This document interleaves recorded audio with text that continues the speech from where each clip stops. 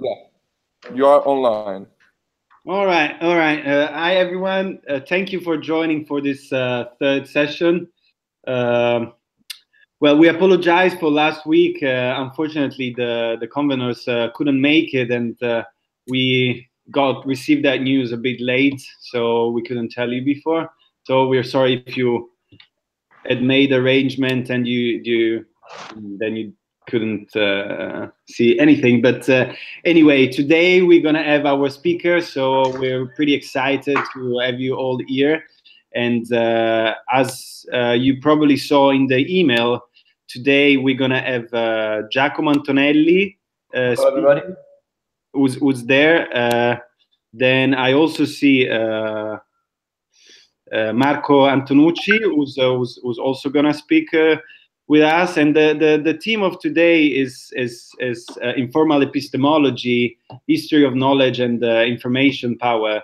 And Giacomo Antonelli today, together with Agnese Colucci, are going to talk about this.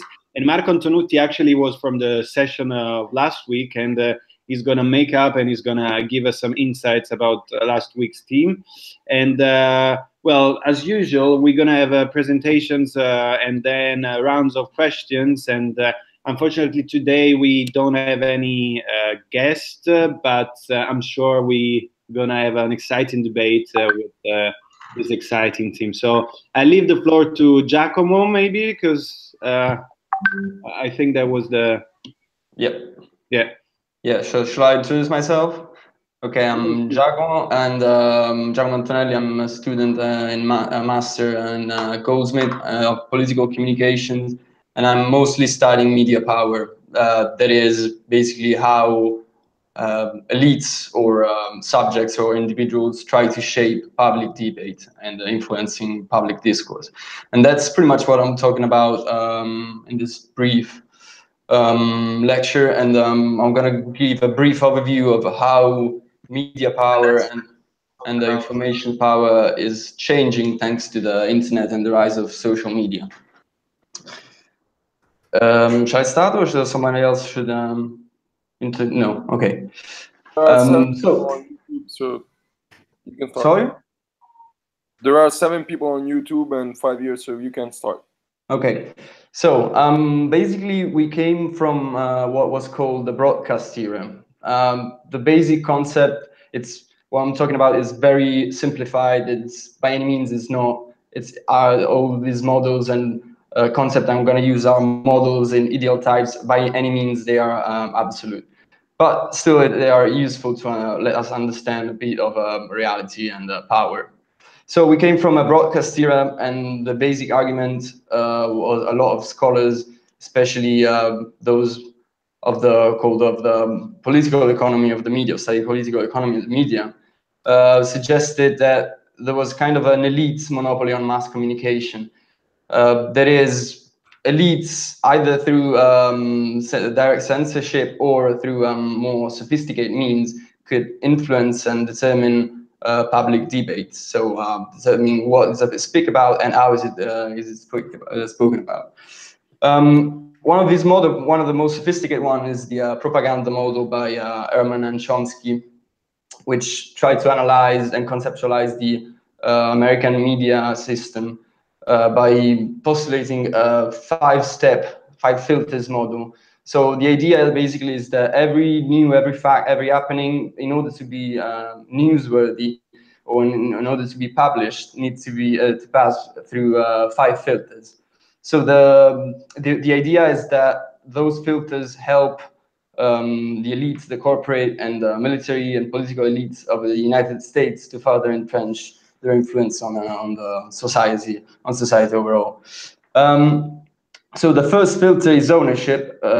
So the basic idea is that in order to own a broadcast or television or a newspaper, you need to invest a lot of money. Thus, you need to be rich, and therefore, corporations are probably going to be involved, and rich people are probably going to be involved. And as a consequence, they will tend to push to a more pro-business and pro-conservative, pro-status quo narrative and news. The second one, it's quite related to it, and it's the funding. The funding in the case of the American media system referred mostly to advertisement. So pretty much the same argument, but let's say, imagine that you have a radical newspapers that is arguing for more equal distribution of wealth. You're probably not going to find a lot of corporations willing to pay for ads on your newspaper because they don't want to help your narrative taking over public debate. That is the case of for the liberal, what is called the liberal model, the Anglo-Saxon model. In a system like Italy or even more European, that sometimes has been argued that that role was covered by the state and the government. So, for instance, in Italy, I don't know about right now, but at least until 20, 30 years ago, the government had a huge discretional power in order to grant fundings to newspapers, media outlets, and so in a way, governments and parties have a great influence on which voices were the loudest and the more influencing. The third filter is sourcing. That is basically where the news outlets, the media outlets get the news from. What are the sources? Of course, one thing is official. So government and state is usually the original source for an incredible amount of news and coverage, and that is, of course, on one hand, because it's the easiest thing to do. If something happens, you go to the government, and they will tell you, the government officials will have a clear insight on the situation, thanks to the state information apparatus that wants to monitor, and to the administration and bureaucracy of the state. The problem is, of course, that the view of the state tend to be a bit unquestioned and not contested by the media. So officials and government opinion and narratives are probably going to be, as I told you, as I said, unquestioned and uncontested. One more recent problem with sourcing, it's the rise of PR agency and the contemporary decrease in funding of newspapers and media outlets in general. So with the rise of the internet, for instance, we all know that the advertising for newspapers or broadcasters shrunk a bit. So the result was that in general, media outlets have much less personnel than they used to, and so they have much less resource in terms of human resource. So what they do is that they accept press releases from companies, from advertisers, because it's really cheap. So you use that. It's the same, of course, the same discourse. It's valid for the government. So you use either a government statement or a PR release, a press release that is cheap and ready to be published, but of course you're gonna push the narrative of either corporate elites of government elite. The fourth one is the third filter was flack. So basically, it was criticism against. So any alternative voice will get an incredible amount of criticism, and it will be immediately silenced. The fifth filter is ideology. So it's basically anti-communism for the propaganda model that was specifically conceived for the American media system. And it has been proposed that anti-terrorism or Islamophobia could be interpreted as the new ideology filter for the contemporary media system. The problem with the propaganda model, many have rightly suggested it's too rigid, and in times there could be alternative narratives. And many have suggested that was the result of elite conflict. So when elites do not agree on certain issues, probably the coverage and the framing of the issue will be contested, and there will be room for alternative versions or alternative opinions. The case that is really exemplify this type of dynamic is the war on Vietnam, in which media heavily criticized the decision to continue the war effort on Vietnam, and that is one of the examples of how sometimes media elites can change this propaganda model. But in general, I think that it captures big chunks of reality. It still can be useful. The problem is with the propaganda model, of course, is that relied on the monopoly of mass communication. So all these filters, in a way, just disappears with the possibility of publishing in real time on social media, on the internet, and virtually broadcasting as we are doing right now to potentially all the people connected to the internet. So, of course, this great revolution created great debates between techno-optimists, pessimists, or normalizers about what will be the consequences and the natural outcomes of the digital and the internet revolution. Firstly, we got the techno-optimists. The techno-optimists, well, they basically believe that the technical affordances of the internet as such in itself will provide a great democratization of society, as they will oppress more diversity, as they will allow alternative views, as they allow networks to generate and distribute news. And so there will be, as a consequence, there will be a mass decentralization from the great concentration of ownership of media corporations, and in general, they will not have control on public debate. They could be contested anyways, anywhere. But and as a consequence, media, the public debate will be much more free and much more democratic. There are, of course, the techno-pessimists, who I think Morozov, it's the classic example of that, maybe the most famous example of that, or even more, some more serious one is maybe represented by Robert McChesney. McChesney's idea is that journalism, that old corporate news media, yes, of course, they had their flaws, they had their problems, but still there was some kind of independency from media, from corporate elite, from part of the journalists. And that one of the things that he is worried about is that all this is gonna end as the internet is basically sucking up all the resources of advertisement. So his argument is that great journalism need great resources, a lot of resources, and to a certain extent he's right. Other critiques, such as Morozov, they believe that the discussion on the internet is very shallow and doesn't mean anything, or the activism on the internet he has created. I don't know if he created, but used this. We probably made famous this expression of slacktivism. That is basically slacktivism is referring to digital activism as a way to be a kind of lazy activism that is not really impacting anything. There are the techno-normalizers, which I call them like that. They don't call them like that, of course. They teach here in Goldsmith, and they are Des Friedman, Natalie Fenton, and James Karen.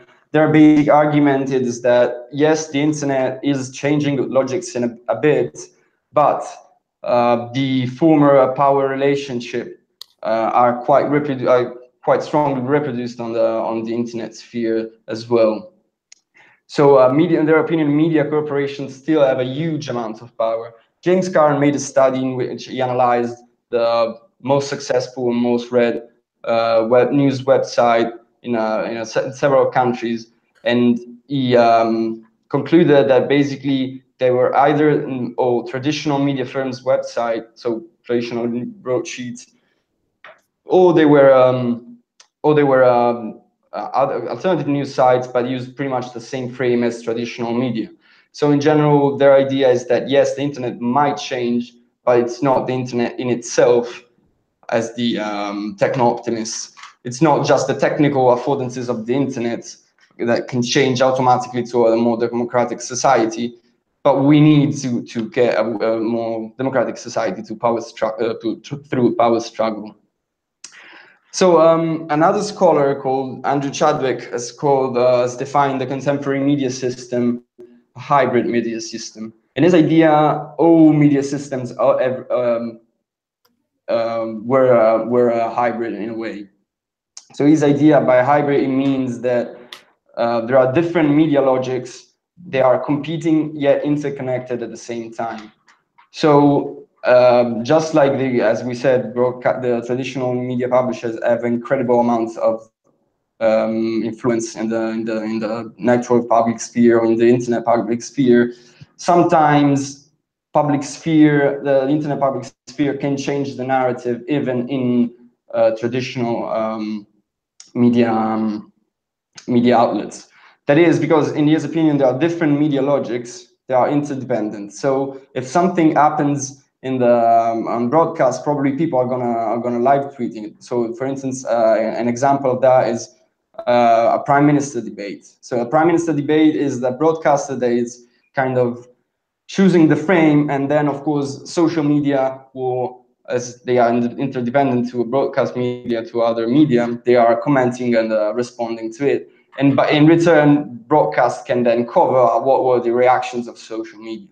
I think a great example of how social media can change the narrative, the general narrative, not only on the internet public sphere or on the internet Twitter sphere or whatever we want to call it, but also in the hybrid media system as a whole, is the case of Black Lives Matter. So Black Lives Matter, as you probably know, is an hashtag and a movement that was founded in 2012 after the killing of Trayvon Martin. And what we observe is a leading scholar, a scholar called McIlwain, analyzed and compared the framing and the narrative of the coverage, of the news coverage, of the traditional news coverage of the homicide of Trayvon Martin, Michael Brown, that is another black teenager that was killed in 2013, and compare them with the brutal beating of Rodney King in 1991. So the big difference, of course, is that in 1991 no one had Twitter, and in 2012 and 2014 everyone had Twitter.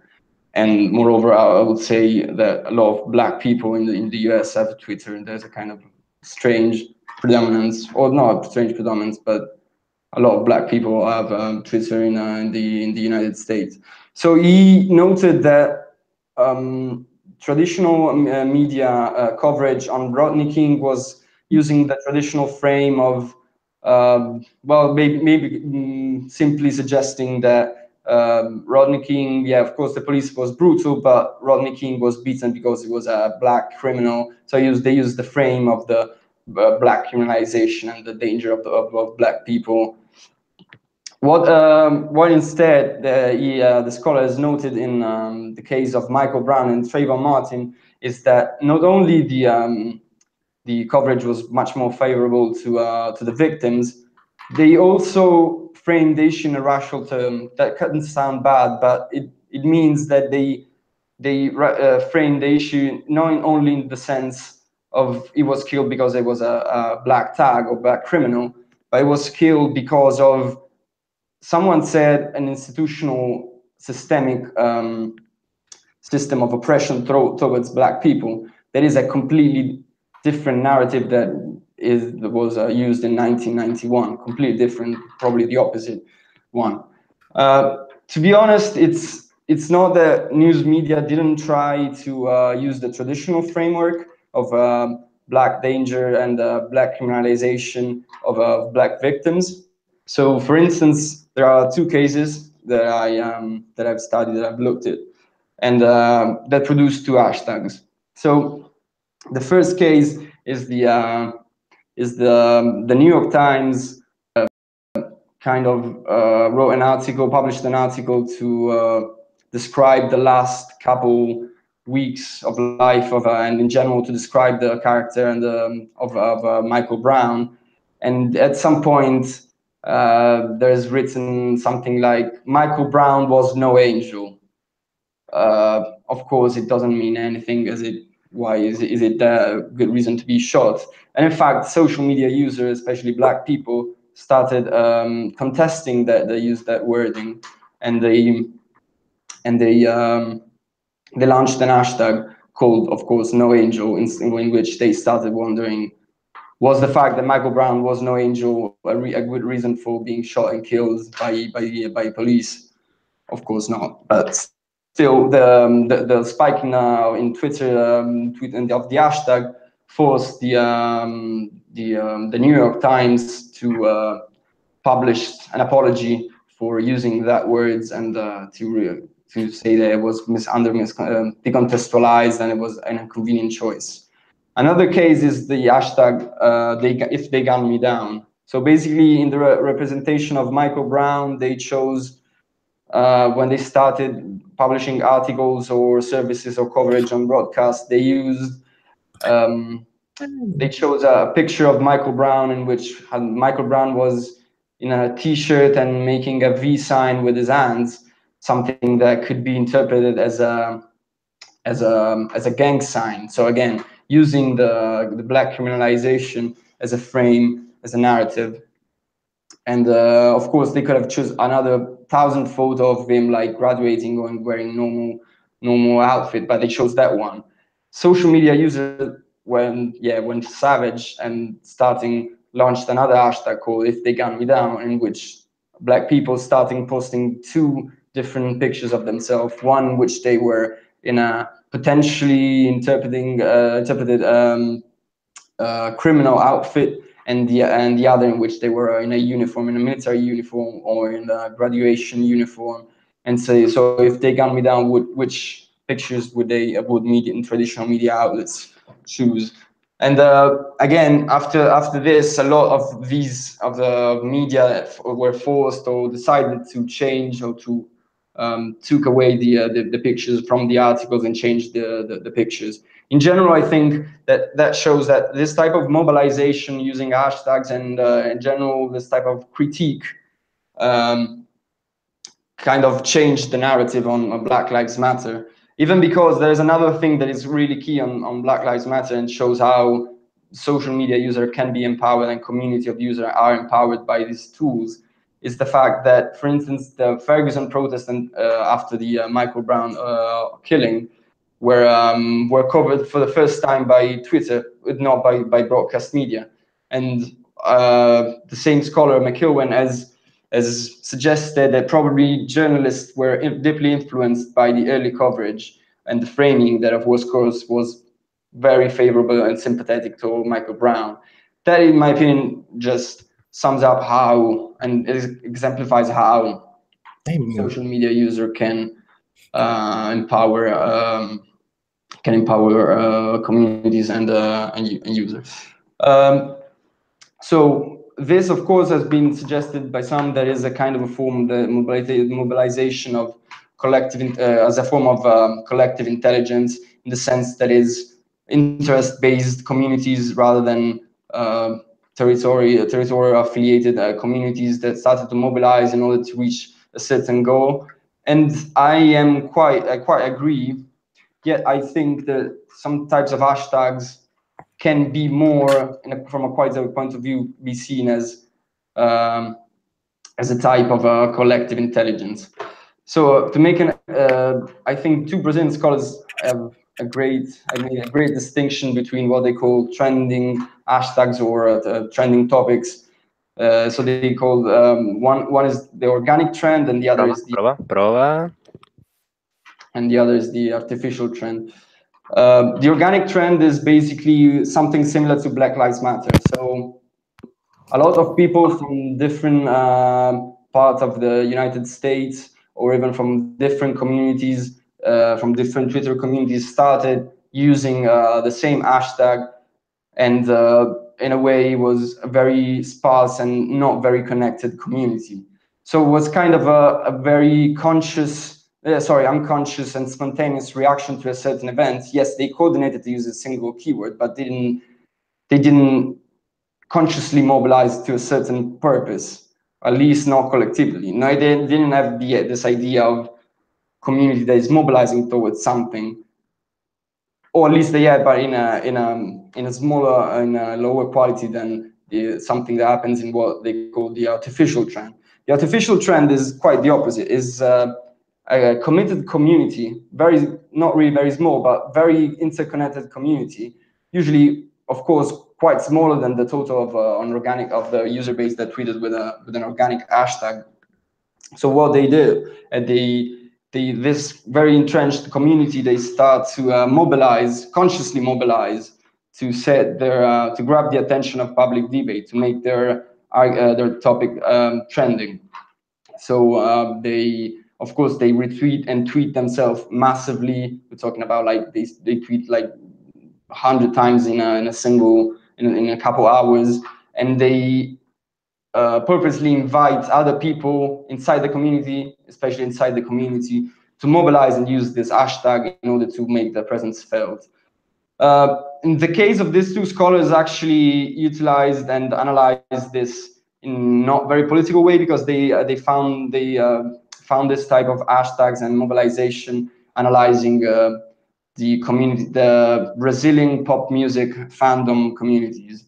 So it is quite different implications. But I am working on a hashtag that I believe is something similar to that, or at least they occurred in the Italian elections, in which users started to mobilize. A very connected cluster of the Democratic Party activists started to mobilize in order to make their hashtag trending, and they managed to. And in my opinion, that shows what a committed community of what I think we could term a collective intelligence can achieve when they coordinate heavily, and how strongly out, or at least how can they change the narrative in a way, or at least make the presence felt and get attention. I think that to wrap it up, there is one last point that I want to make. Well, of course I didn't make it, is so this scholar called Zeynep Tufekci, which basically is basically argue that there is proposed a new framework to interpret the big shift in the narrative changing and control over public debate, which is based on attention. So just like a community is trying to get attention, she argues that attention in the new media environment and media system is the new key resources, as opposed to information as it was before. It's not about getting published anymore. It's about getting attention. And so she argues that all the power struggle between elites, individuals, and subjects and movements are changed according to this dynamic. So, for instance, she's actually studies social movements and protest movements. But I think that her idea can be generalized, at least partly, to public debate as a whole. So she argues that, for instance, it's impossible to, even for the most strong and prepared censor and repression apparatus, to censor or control, to prevent the publishing of everything in the web. So she argues, she says that even China or Iran, they cannot really block everything or prevent everything they want. They don't want to be published from being published. So she argues that the strategy is rather is change. It's not about trying to block the content or the alternative reality, or the alternative framing or interpretation of the events, but it's about contesting it massively and disorientating, generating confusion. So, for instance, it's not true that China, for instance, blocks every sort of criticism of the government on the Twitter sphere, no, on the Twitter sphere, on the blog sphere, or in the internet. Yet they block something. They block when there's a call for a collective action. And China, China does is they have a massive army of trolls that start flooding all the key when there's a key issues coming up, or a key festivity, or a key day. These trolls are starting to flooding the contents with comments, and try to flood and make impossible to understand what's the reality anymore. Of course, that could be argued for Russia. I think it's the great example over here, what has been called the fire hose propaganda model. So try to flood and generate as much confusion, criticism, to make the basic principle is that it must be impossible to grasp truth. And that's of course where something like bots and fake news can be framed. Of course, it's quite early to draw a definitive or even partial conclusion, But in my opinion, this change, this dynamic that has changed, will show how this new type of misinformation, fake news, and political bots are here and are here to remain. And yeah, so I think that's how we are. The new power logic is about more about misinformation and determining which version needs to get more attention rather than blocking it itself. I think that's pretty much.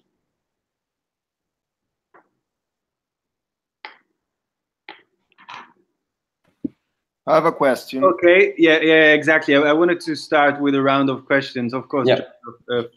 My question is whether you, based on your studies, whether you have any ideas about how we could regularize, rule the internet such that it improves the quality of the information that spreads and creates a more balanced democracy instead of messing everything up. I mean, do you think there is any idea out there that could help us improve the quality of the internet infrastructures to make it more useful to our democracies and to our systems instead of simply changing everything without any control? Well, I'm quite radical on this point. I think, but I will say that in the internet, but I generally think this in media as a whole. I think that media and the internet are one of the most, I think, yeah, one of the most strategic resources and issues and key areas in our society. And I think that market forces doesn't really work to administrate well. So I think that's just only my personal opinion, and of course, I don't know absolutely nothing about how to do it. But I think that a socialization and publicization of the media, of the internet infrastructures, I think it could solve a lot of problems. Is in general, if we think about fake news, the problem is, for instance, that of course there's a lot of propaganda and misinformation that's disseminated, sown with a purpose by governments and other elites. But there's still, even as probably everyone knows right now, the problem of profits. So how many clicks you got, and then of course it's still a problem even for media. In general, the problem of media nowadays on the internet, it's, I don't know, clickbait. Clickbait is like the complete death of journalism, and that's, I think that something as clickbait would work. I don't think there would be something as clickbait if the media infrastructures in general, the internet, newspaper publishers were public and democratically ruled. Mm-hmm. All right, I might have another question, and well, maybe this relates much more to a current debate, the whole current debate about Facebook. And I was wondering whether you think what's the role of geopolitics in this scenario you were talking about socialization of all this media. Do you think? Well, I think it's interesting to see, for instance, China, Russia, the US, and how the US reacts to all the problems. I don't know. Can you share your ideas on this? Yeah, I think you saw the Morozov tweeting the notes of Mark Zuckerberg highlighting the fact that the congressmen and the Congress and the Senate will not be harsh on Facebook, as Facebook is a key asset for American ideology and American domination in geopolitics. And that, of course, is a great limitation. Of course, there's a problem, and I think that's the problem of why I think the Congress and the Senate will not really be able to regulate Facebook, because they don't have a real interest of doing it. And of course, yes, democratizing the internet is something really, really, really tough, especially if you think. I think that the problem with China is, I don't know, it's tricky. I really. What was again the question for, like, socializing in respect with China and other major tech players? Well, the basic question is if you think that it's possible to have a global collective intelligence approach towards these issues, or you think due to geopolitics, collective intelligence, or how we deal with these media platforms. If we want to do it democratically, we're gonna have to move back to more national practices. No. I'm 100% thinking that it's either a global solution or thinking of I'm not saying like it's states are useless or nation states or governments are useless right now. They still need to regulate and try to, of course, do what they can and try to reform. But I don't think that the solution as a whole can come from national state. I think the solution must be global, and that, of course, is a major problem, of course, because you would need to. Is it feasible? No, I don't think it's feasible. All right. I think you would need like a global revolution around the world, from China to Italy to Venezuela. Okay, well, I think no revolution at the moment. Any other question from the audience? Let's see, maybe on YouTube, if there is someone asking questions. Let me open it quickly. There is questions.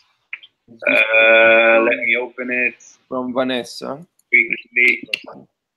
Okay, yeah, Vanessa. Where did you find information regarding Iran? All the information I got from Brutal Regime, and I got from Zeynep Tufekci, Twitter and Tear Gas. That's the book. It's called Twitter and Tear Gas by Zeynep Tufekci. It's not really going in detail on Iran. It's just saying that not even Iran. It doesn't speak much about Iran. Its general point. It's not about China. It's about single states. It's the fact that not even the most strong apparatus of censorship like Iran cannot completely block or prevent information to be published. And that, of course, in the case of Iran, has been seen from like the massive widespread of VPN and alternative way to bypass the blocks on certain sites and certain platforms. All right. Is there any other question? Are you gonna share your bibliography afterwards? That'd be very yeah. Okay, if there's no other question to you, Giacomo, I would then move to Marco, which I see is online. Actually, Agnese is here, but can't get in. I don't know why. We're trying to solve the problem, so maybe we can give the stage to Marco, and then Agnese. Okay, let's give the floors to Marco. Okay. And Philip. Marco, the floor is yours. Did you hear me? Can you hear me? Yep. Yeah. Oh, okay. Thank you. So I want to apologize for last week, but I couldn't make it. So I will try my best to do it this week. I'm still in a rush, but whatever. Do you hear like some return of my voice or the fan noise? I can put my headphone. It's fine. Okay. No, it's fine, I think. Okay. So I prepared 2 slides because I have a difficult task, and my task is about epistemology and collective intelligence, and I think I must talk about what I study in my PhD. I am a PhD, of course, candidate at La Sapienza. I study social research, and my main research goal, even if I still don't have a research goal, because they will assign us a specific project next year, is social simulation, and we will talk in specific about what it is in a few minutes.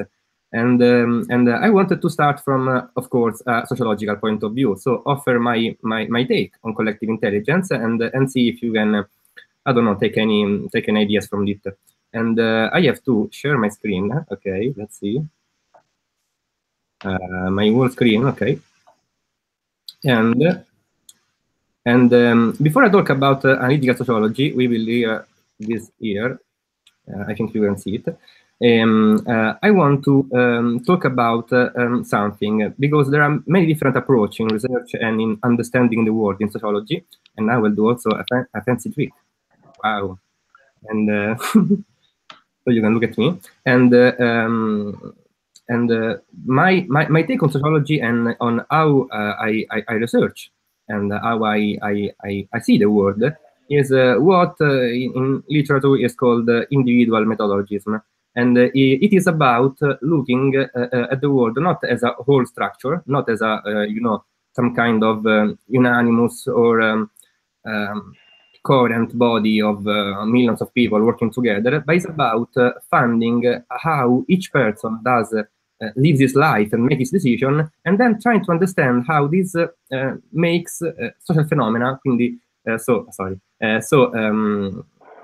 macro outcomes possible.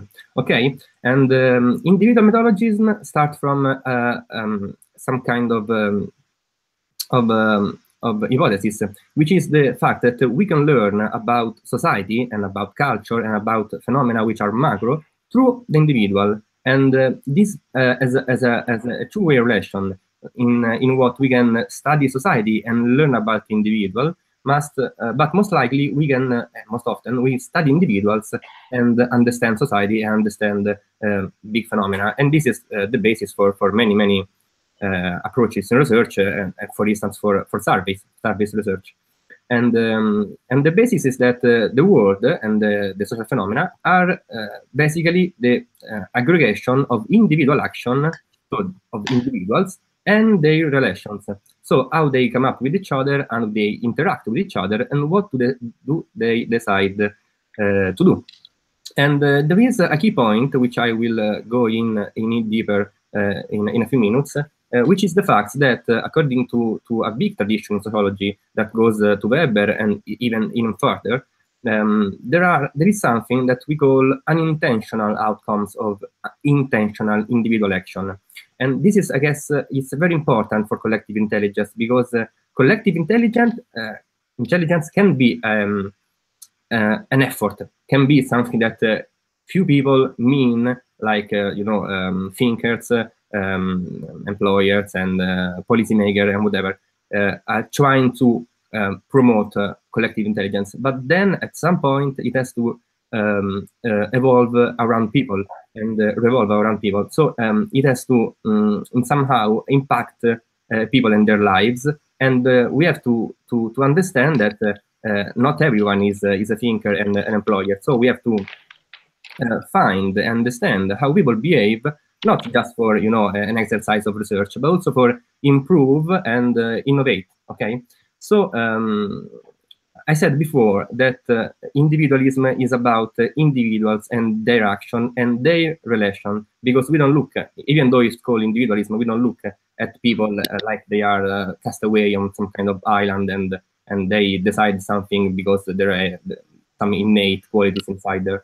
But they take something, they take most of the thing from the context and from the culture and from the everything they experience in their lives.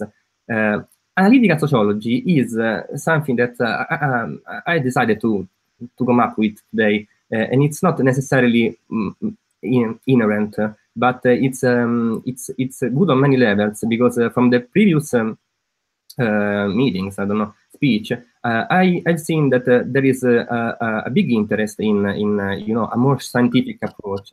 So I decided that analytical sociology, because it sees the process of formation of decision and so of action as a mechanism, as a series of mechanisms, is suited for this kind of talk and discussion. And it's what Kuhn would call a paradigm, if you follow me, Thomas Kuhn. But whatever, it's something inside sociology. Every discipline has many wings inside it, and analytical sociology is one of them in sociology, of course.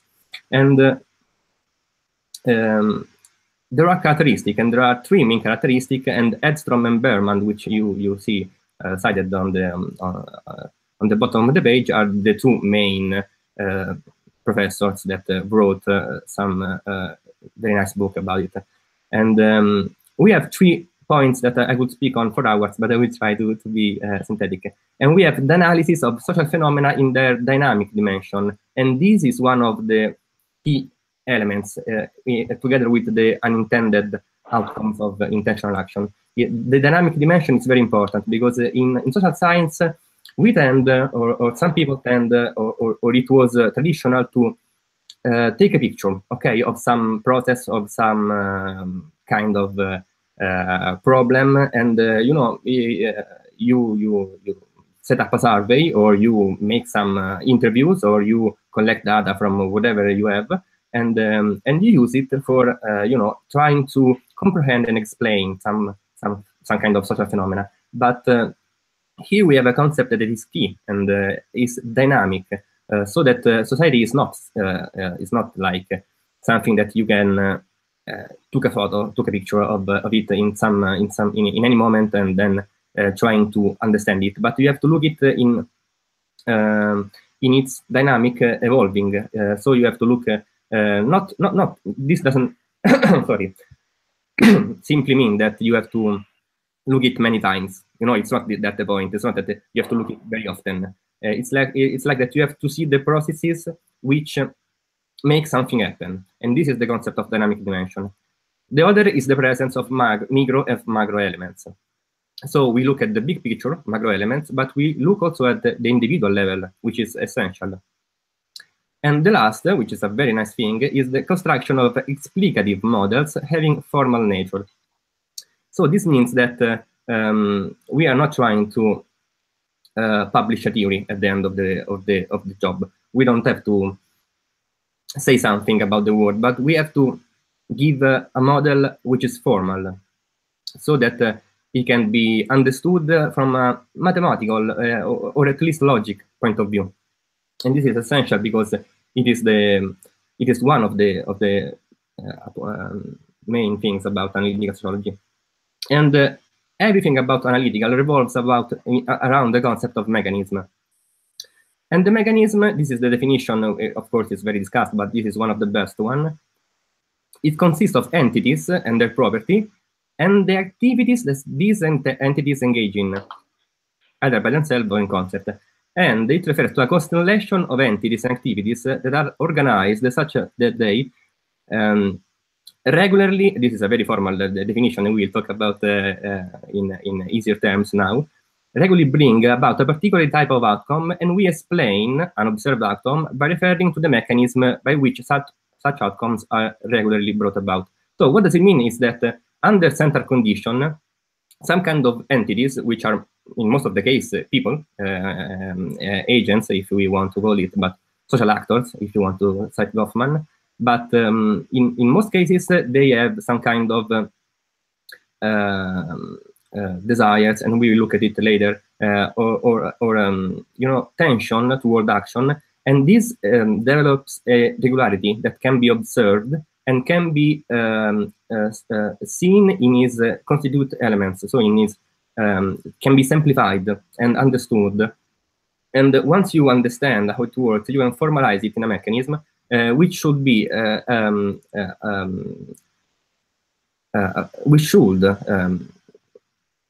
explain the outcome regularly. So it should be, of course, reliable.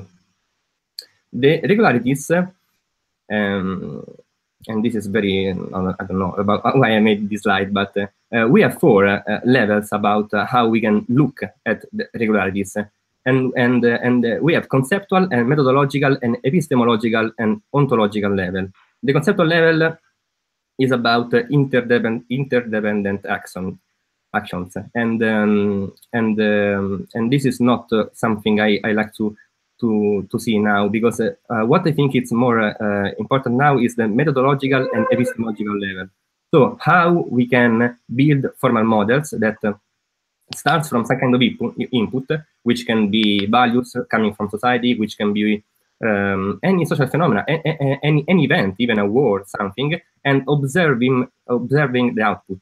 There are many studies, for instance, about what people do in panic situation. A bomb, or at least the noise of a bomb, and observe how the people react to it. And this is on a methodological level. And then there is a very important one, that is the epistemological level, which links causality and explanation. And this is a very big theme in sociology, because it's very hard and complex to do it.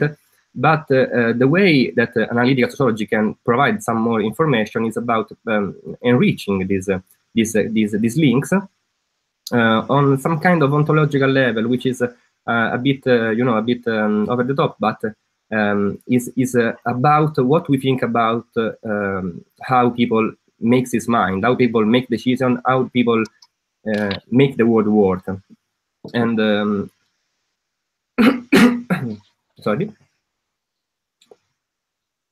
And to explain social phenomena, we look at phenomena and their constitutive elements, which we said earlier. So we have like to go deep inside the problem and understand what's underneath that. But we have four distinctive features, and this is very important because we have to be precise but abstract. So the difficult step is looking at something, but not just looking at the empirical way in which the mechanism is shown, but realizing that there is an abstract level. So there is some kind of maybe general, maybe not every time, general theory or hypothesis that we can make that is extendable to other contexts. And it has to be realistic. So when we present an explanation of social phenomena, like, I don't know, unemployment, we have to be realistic. We cannot say that unemployment depends on banana consumption, for instance. We have to be realistic. And it's based on theory of action.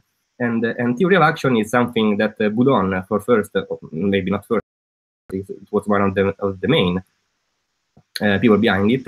It's a very fascinating model. And the theory of action, oh wow, the theory of action, okay, whatever. The theory of action without space is where actors are entities, and we talked about entities earlier in the mechanism definition, and action are the activities. So it's basically the definition of a mechanism, but inside a social situation. Without the actions, of course, the individual wouldn't move, and there would be no social mechanism. So Boudon underlines three, at least, main features. And one is that it is the theory of action, which means why did something, why did someone do something.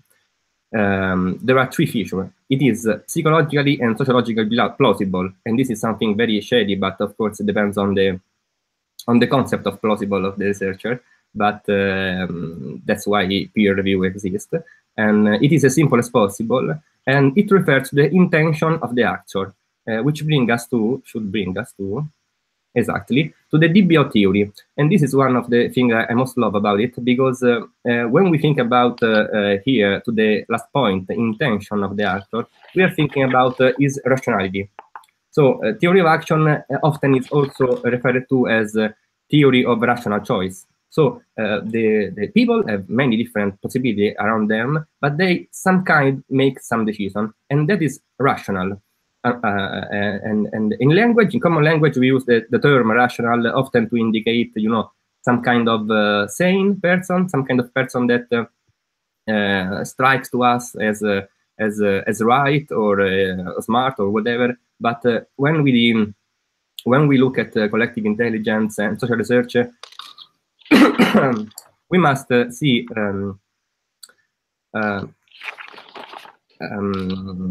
rationality at like some kind of not as a property, and not as something that there is or there isn't. And to understand the rational and how the intention of the individuals, there are many models, and this is one of the most convincing one. It can vary a bit around that authors, but this is the one I like because it's more optimistic. And it's about desires, beliefs, and opportunity. And desires, of course, are emotional condition. So what do you want? You want to live better, a good life, and on the beach with with your partner or whatever. Beliefs, the expression of a mental condition, which usually you get from social level. You get from your culture, you get from your parents, you get from the school, from church, from religion, from whatever group you feel like you abandoned. And opportunities are the expression of the possibility offered by society. And here, of course, we have we could talk a lot about opportunities and alienation and modern society, but we won't do it because it's too big. And what is really important is that when we have to figure out for individuals these three condition to understand and so to develop, to generate their actions. And you may ask yourself, how does understanding the beliefs and the desire of Marco help me understanding the phenomena of unemployment or you know, war or capitalism and whatever.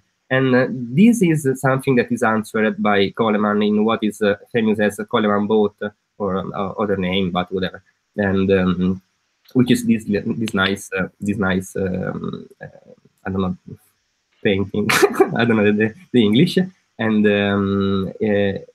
we have 4 points. We have 2 capital M and 2 small m. And the big ones are about macro phenomena, and the small one is about micro. And the hypothesis and the concept around everything in individualism and in, of course, analytical sociology is that we can understand M1, so the macro or relations or some kind of macro level, through understanding intention and the action of the individuals. So, for instance, we have the one, if you see, between the big M, and I don't know if you can look at my cursor, but the big M and the small m, which is the link between macro and micro. Then we have a link between micro, and then a link between micro and macro. And let me see if, oh wow, too much text.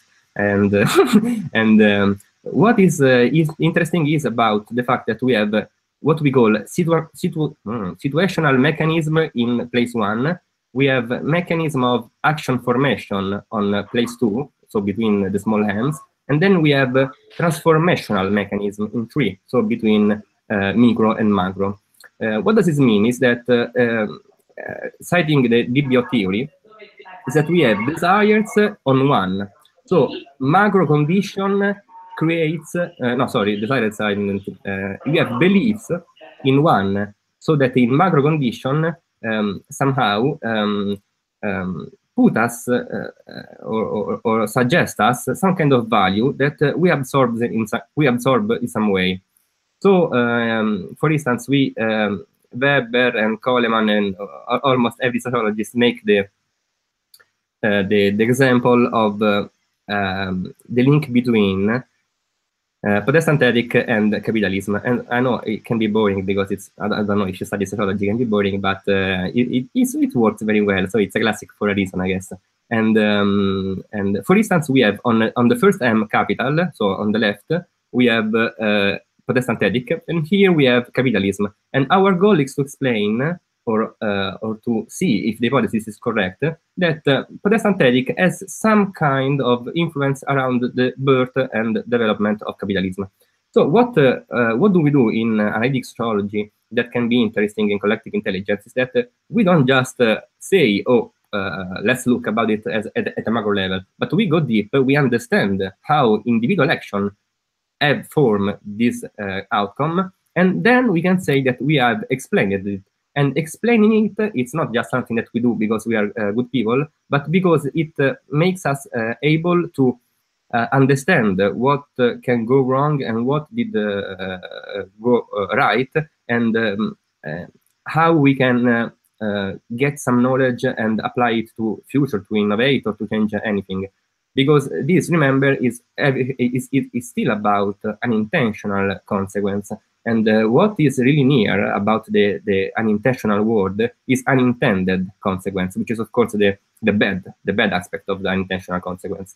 Of course, you can go out to a pub to drink with friends and then meet the woman of your life, but you can also have an accident and break a leg. So there are unintentional consequences that can be good, that can be bad, and of course, understanding how we can prevent it or how we can at least try to make it good. It's a big step in collective intelligence. So we have on the left Protestant ethic. Protestant ethics is a big change, of course, in the world of the 16th centuries, because what it says that having money, you know, let's talk about Calvinism because it's very easy. Having money, it's not a fault. Not even a fault. It's a sign that you are having success in life and that you are getting near to God. And this is a big change because people can now have values that it's not money is not something you get because you are a noble, no? And nobles are kings and emperors and whatever, are from the will of God. But you can also make money if you are not noble, and it's good, and it's not something that goes against the will of God. So we have, and this is very simplified, I know, just for 10 minutes speech and about Coleman bot. So we have these values that are being absorbed by some kind of person, you know, but because every person is different from another, and some start to take these values and make their own. And of course, they have, we just look at it, their desires. And we can simplify and say that always being where we were realistic, okay, here, and simple, that people wants to live a good life, you know, wants to eat nice food and give a nice future for their family and provide for it and live in a nice house and whatever. So you have the desire to live good. And since you don't feel bad making money and speculate and, you know, making trade, which was a sin in Christianity before, you start to go towards the M1. So you start to develop the action of becoming some kind of businessman, which is a weird concept in 16th century, but it's still there. And of course, it's where banks and whatever started to be created. And here we have an interesting point, because this man, to this moment, had no intention, and there wasn't even the word to give birth to capitalism and to develop it. There wasn't the concept of capitalism, but he just wanted to have a good life, to be rich, to have nice things, and he just wanted, he could, because he had the right beliefs and the opportunities, which is something that we saw earlier. And of course, without opportunity, you cannot be rich. So he must have, you know, some kind of land or money or whatever, skill. And this is where it's interesting. It's also what Coleman said it's the most interesting point in research. So the link between micro and macro, which is the third arrow, and it's about how we can see that an individual action spread through the world, and for many reasons that we may or may not understand in some point, and became an outcome, a social outcome. And this is a very important thing. And I hope I was enough clear, because it's a very thing to explain in English. It's even harder. But this is the concept of the Coleman bot. We start from a macro level. We go down and see how the situation or the context give us some kind of value and beliefs, and then we see how our desires make us move towards the direction, and this direction, which is most likely shared by others, can provoke a social change. And this is what I just said. And there are two hypotheses at the base of the so-called Coleman bot, and one is the hypothesis of complex aggregation, and we just talked about it. So that individual action has a complex aggregation, in the sense that other people do it, and you know, why does other people do it? Someone because they have the same experience you had, and you know, they have the same desires, and they have the same teaching from Calvinism and whatever. And some other people also started because of competition, simply, or because they are a bit greedy, or because they are envious and want your wealth, in this case. And the other is the hypothesis of unintended consequences, and we talked about earlier. It's almost certain that the small merchant that begin to make a big commerce around Europe of you know, any kind of product, didn't want to change the world with capitalism, didn't want to start the alienation and Marx and a war and internet and whatever. But it happened, and it was an unintended consequence. Let's see if I already said it. See, I already said it. So I can speak now about what is now my actually. Let's see if I can do this. Okay, it's my actually activity in my PhD, which is agent-based model. And we just look at something interesting. We just look at how individual make decision, and how does social phenomena or social outcomes comes from this. And I want to make a small introduction, and I have here my email, but I put it also after. And I want to speak about agent-based model, and this is something between statistics, informatics, technology, and of course sociology. And the agent-based model, this is a very bad introduction, but it just you know, for understanding each other, is an instrument of research. And I talk about the term that Alistair used, which is the toolbox. So the researchers as a toolbox in which you have surveys and focus group and interviews and biography and whatever. And the models, the agent-based model is part of this toolbox and is an instrument of research. This is, I put it first because I don't want that people think that it's the solution to the problems of the world. It's just part of the research design process and of the strategy. So in some scenarios can be very helpful, in some other is useless or is counterproductive. And is a small world populated by agents, and is an abstract but physical space, and it's a tool designed to find emerging properties. So what is essentially is a program, okay? And we write some code about something that may or may not happen, and we see what happens from there. And I will look at it a bit later. And what is a model made of? I'm trying to make this simple introduction because I don't want that to scare some, I don't know, the preparation everyone, to scare with a too hard one. A model is made of a world, and this means that there is a physical space in which entities, which are actors or agents, live in. So they move in this space, they know their neighbors, and they make action and whatever. So we have agents and their properties. For instance, agents most of the time are people. So we have, I don't know, gender and age and income and whatever. And we have action based on rules. And the rules, we give the rules. And the interesting fact is that what is really about agent-based modeling is that we try to create the outcomes that we look in the reality, okay, in the observed reality, by giving each agent a set of rules. So we try to see, and we will look at it in a demo, because I hope that I can show you, because this is a new computer, so, but I should be able to. And we give agent some simple rules, simple depending on the case, of course, but we try to be simple. And then we look about what happens. And then we have, of course, after actions, we have relations between agents. And because we said earlier that action is a matter of interdependency between people.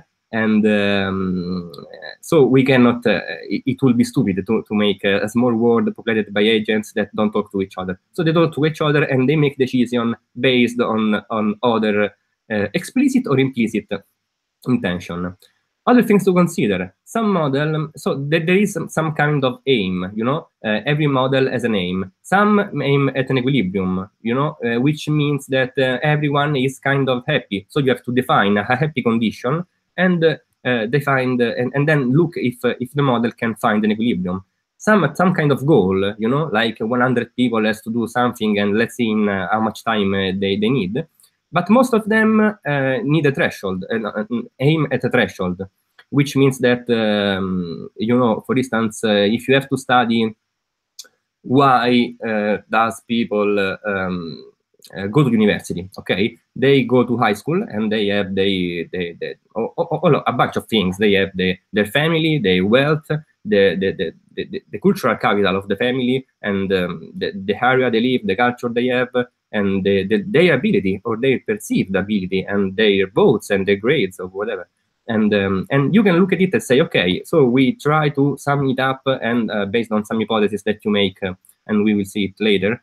And you can say if they make a score which is more than this threshold, which is defined on calibration, which we look at it, then we can consider the experiment, the experiment, yes, a success.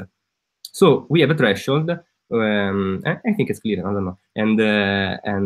And people must pass above this to consider them successful or unsuccessful.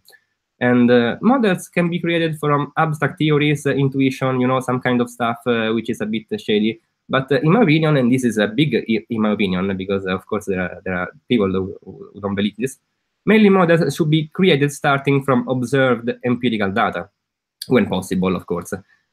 So if we want to understand in this example why some high school students don't go to university and why some do, you could, I guess, try to go into your own experience and find some kind of intuition and read some books about it and Bourdieu and whatever. But it will be better to have raw data, empirical data, and about some kind of context, and try to understand what happened there, and try to study the data and look at it in many ways, and then from that start to design the model. And these are the steps that I wrote, so it's not official, but this is my take on this, and in creating a model. And we have the first step, which is of course needed, and is identifying a social phenomenon you want to comprehend and explain.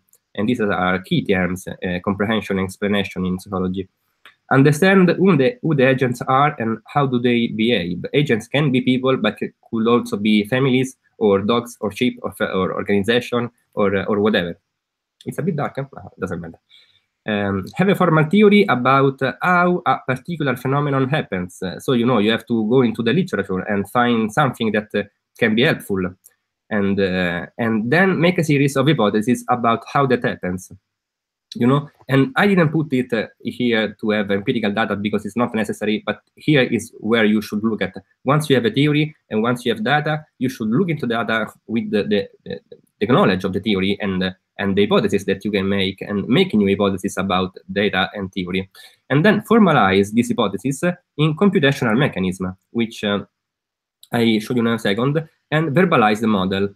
So I have here somewhere, okay, this, it can be scary, but it's not. And this is my professor, I don't know, it made something about Lattersfeld and Merton, friendship, it doesn't matter. And this is just to show you what does a verbalization and a formal model looks like. And we have in each model two phases, the initialization and the dynamic model. Here is where we create the word. So for instance, we make 800 agents, we set people. We set variables to some kind of state, and then we create links, so social relationships between agents. And then we do a bunch of things. And then we press start on the and we will see it in a moment in the interface. And the model begin to work, and whatever this is about friendship and race, and and the model begins to do its calculation. And what I want to look at, even if it can be scary, is about these things. So it's about this mathematical logic algorithm, which are the basis of the at the basis of the agent-based model, because the aim is to formalize, and we also said it before in the analytical sociology, formalized, so that you don't have like some kind of shady, cloudy theory about, maybe Russia, the race has some kind of role in the making of the friendship, but you say exactly how that influences the process, and when, and what does it, what are the other properties that can be influenced by it. So for instance, I don't know this matter in particular, it was just something that I had in English, because my verbalization are made in Italian. But for instance, when I studied high school intention and who goes to the university, I had to formalize a model where we had income of the parents, capital culture of the family, and social relation and context, because you have two kinds of influence. You have the influence which is direct from your friends, and that they told you, come with me into architecture and let's become famous. And then you have also some kind of indirect pressure from your peers, which is the classroom or the school or every kind of group of friends that you may be in, which is maybe not even expressed, not even, but you feel that holder will make some kind of choice, and you want to behave like them, and you want to, and this is of course is all rooted in deep theories, and I'm just trying to simplify, and this goes to Granovetter and the social links, and it's a very interesting and deep matter. But you know, just to contextualize, the point is that once you have all these hypotheses about how do these factors enter in the formation of the action mechanism, you have to formalize it. You just normal sociology will stop here and say, okay, we know that there is a correlation. Okay, there is some kind of relation which is observed, and so there is this. But we don't do this. We look at it and say, okay, but how does it's more important the income of the family, or it's more important the social pressure, and how can this change? And if I change the importance of the income, how does the model behave? And if I change the importance of the social relation, how does the model change? And when we look at it, we can figure out how the specific outcome that we look at our observed data is formed. And this is interesting in collective intelligence, because we can understand, of course, deeply what happens without being, you know, a bit shady, a bit easy on this part. And this is a problem that often policymakers do. They try to be, so I have to close it or you won't see my case.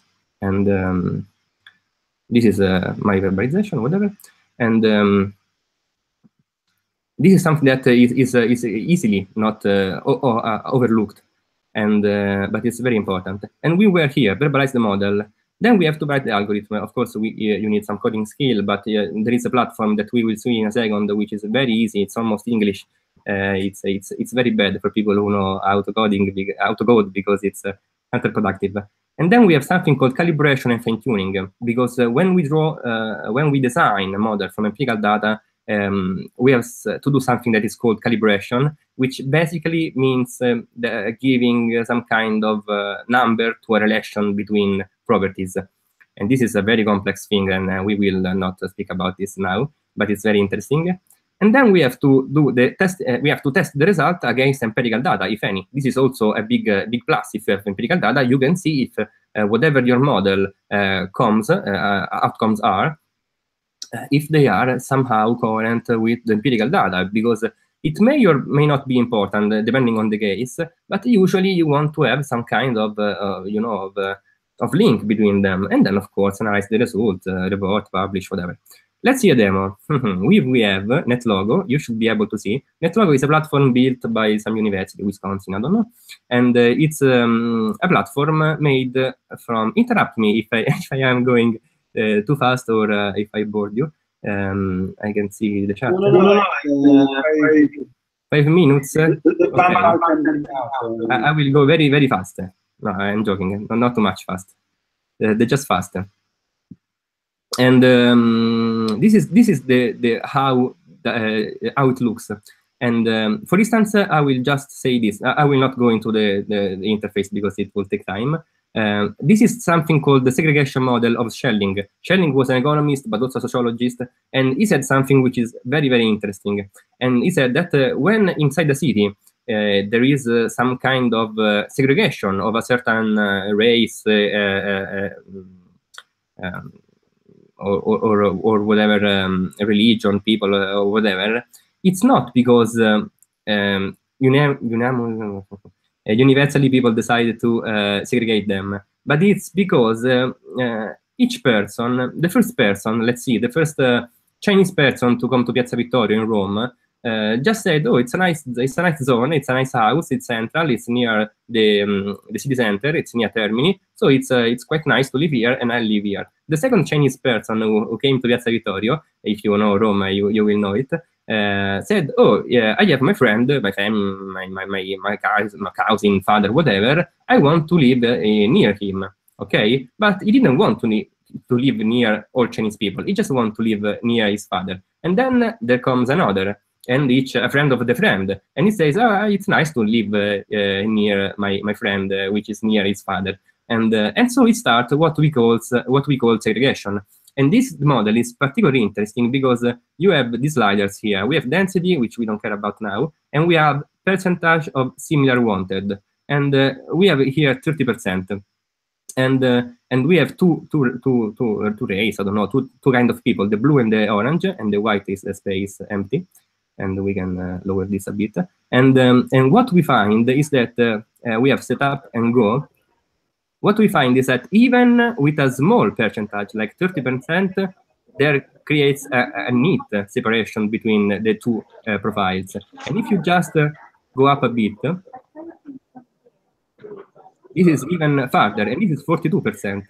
And this, if we go to 52%, we see that these people didn't want to live with, you know, in a unique profile or unique race profile. But what happens is that each square is an agent, you know, and each agent asks himself, is there 50% of my neighbors are of my own color? If yes, I will stay here. If no, I will move to the next spot and see if I am happy. This is an equilibrium model. And you can see here that the number of unhappy, which is the negative way of saying the number of happy, decreases over time. And we just look at, with a small percentage, like 60% even, there is this neat, and it's not finding an equilibrium because it's too high, and we will stop it eventually. And this is what I mean earlier, unintended consequence of social action. Okay, I hope this was enough clear. I will just look at the next slide because I have no time left, and so I'm sorry. I would have spoke about it a little bit more. But what are the uses of this in collective intelligence? We have two or three main uses. And predictive models, can be at least predictive models, have a huge potential in cooperation scenarios. And you can test policy on laws and programs beforehand. So you don't need to see if La Buona Scuola will have a good implementation or will make success or not.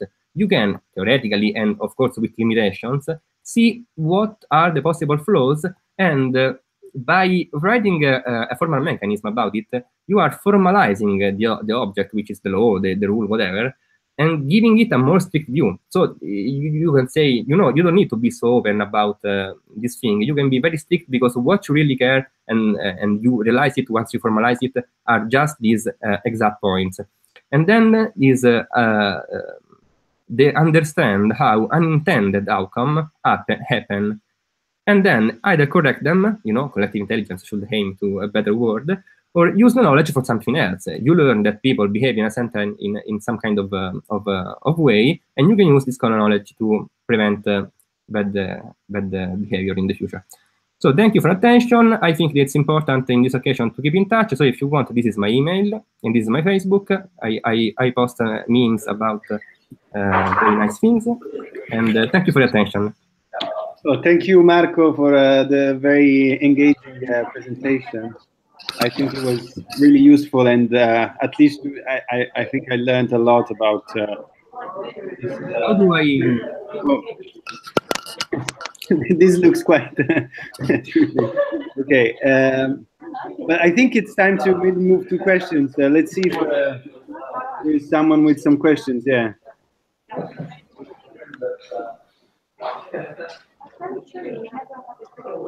Well, Actually, yeah, go ahead. Yeah, I think we have to mute Giacomo. I think it's yeah. Yeah. Okay, Giacomo, thank you very much. Sorry, Marco, thank you very much for your presentation. It was really in-depth and interesting. Unfortunately, we don't have much time because Agnese had a 45 minutes presentation, so we went a bit long. Okay. I have a couple of questions for you. I found your presentation really interesting, but also quite a lot of assumptions that can be. I'm not hearing. Can you hear me? Okay. Yeah, there's a sort of crunchy sound in the back, but anyway. What I was trying to say is that there are a lot of assumptions that it would be interesting to talk about. For example, as a statistician, it would be interesting to go more in detail about how you create the models and how you train it, how you test it, because it seems to me a really hard task to predict the macro outcomes of a system just looking at the microscopic interactions between the agents. Even if I really think that is the key point in next future predicting systems. So I'll drop you an email very soon. Okay. My question is more practical. Where do you is the software that you use developed by an Italian team, by an Sapienza team, or by a company? Who developed the software? Oh, I guess it's from Northwestern University in America, and it's NetLogo. And what's nice about it is it was made specifically for students. So it has a very easy language. It's almost like English, you know. It's a bit frustrating if you know how to code because it's a bit limiting. But if you do not know how to code, it's very easy because it's almost silly. You have turtles for men, and you have tiles for the word, and you speak in English basically. You say use turtles to make, and then it's very easy. And you have all the documentation online, and it's very nice actually. Of course, if you will want today to make something serious and very complex, you will want to move to Java or some kind of complex language because, of course, it's more suited. But NetLogo is free, and it's for Mac, Linux, and Windows, and it's because it's made on Java, and it's very easy, and it's nice because it works very easily.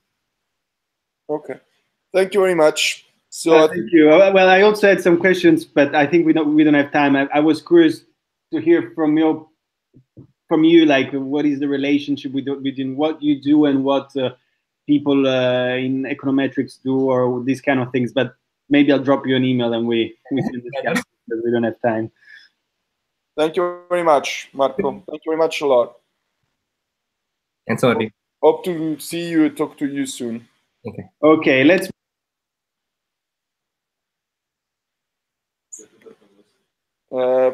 Pietro, we can't hear you. No, don't mute. Pietro. Well, yeah. I just wanted to move to Agnese, which is here. Yeah, Agnese is here. Okay. I don't know if it's muted or something. I don't know. No, it's not muted. Yeah, Agnese is muted. Philip, can you put her on the screen? All right. Oh, we have some low now. Okay, Agnese, you're on the screen, I think. Yeah. Okay. Can you see my screen as well? Because I shared it. Yeah, we can see it, but there is a sort of feedback effect. Okay, so I will try to avoid it. Just a sec. Yeah, but actually, no, it's fine. I mean, it's yeah, I can see it as well, actually. One on top of the other, but okay. But so maybe if you put the PowerPoint presentation full screen. Yeah. Okay, our technique told me that you should put full screen. Yeah. Okay. Just give me a second because I don't have control anymore of my mouse. I don't know why. Okay, so can you see it now? No, we see your face right now. Okay, that's not what I want. Smiling face, but no PowerPoint. Wait. Now you see the feedback again, I guess, yeah? Yeah. No, it's perfect. Now it's perfect. No, actually it's not perfect, but... Not perfect. Maybe in a while. Try to put the full screen of the PowerPoint.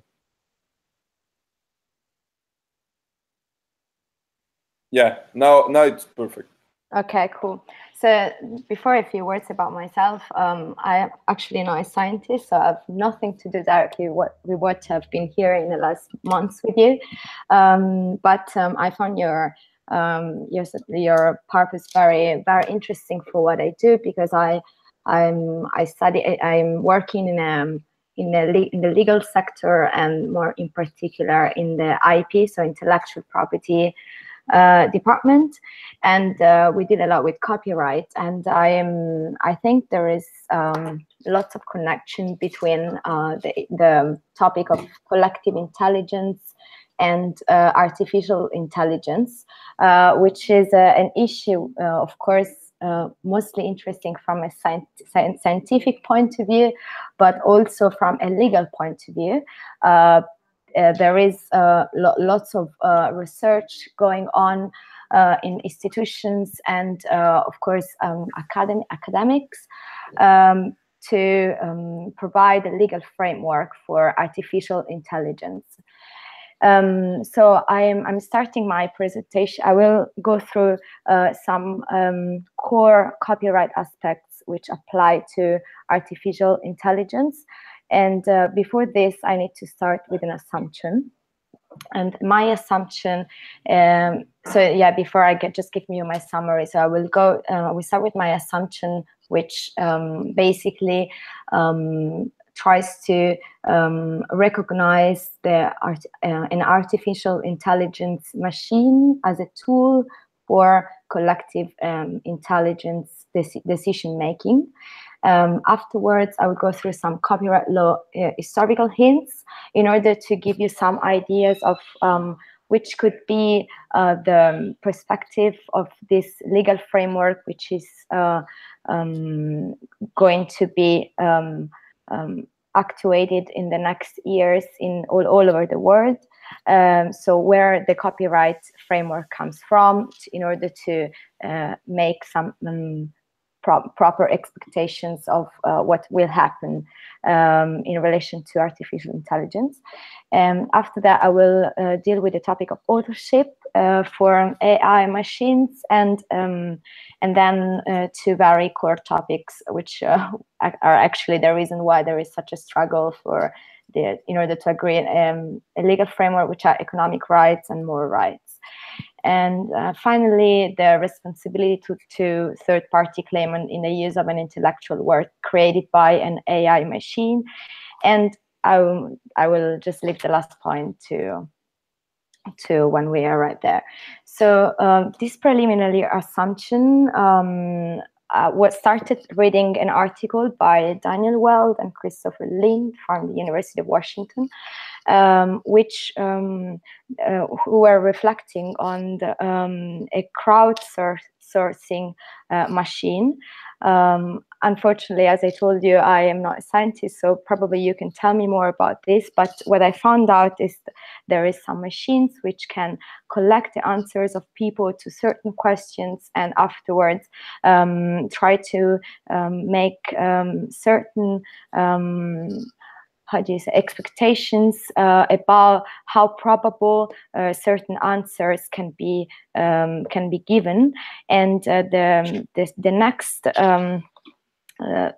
step would be to create certain machine which, on the basis of certain data which are provided, would just give answers to certain questions, which could be, of course, any kind of question. So I'm just like inviting you to reflect of the possibility to think of certain artificial intelligence machines which can work as collective intelligence tools.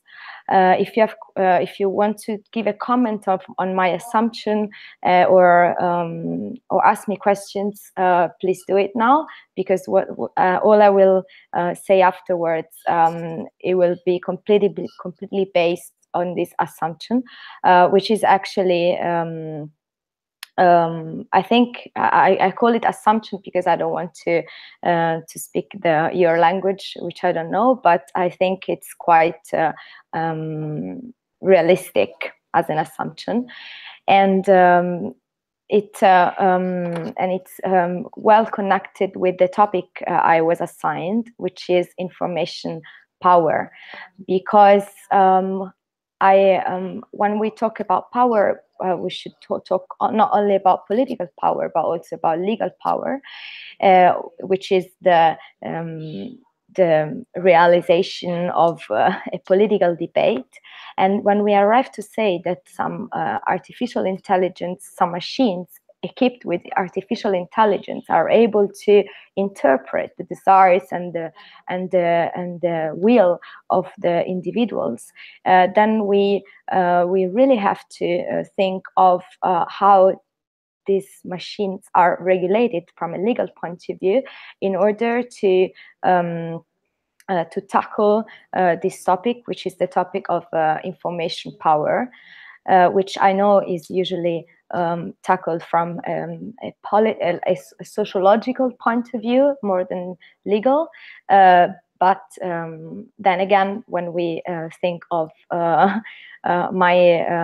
this assumption I'm providing you, so IA machines as a tool for collective intelligence, then we should also think of the legal consequences and of the legal needs which come after this.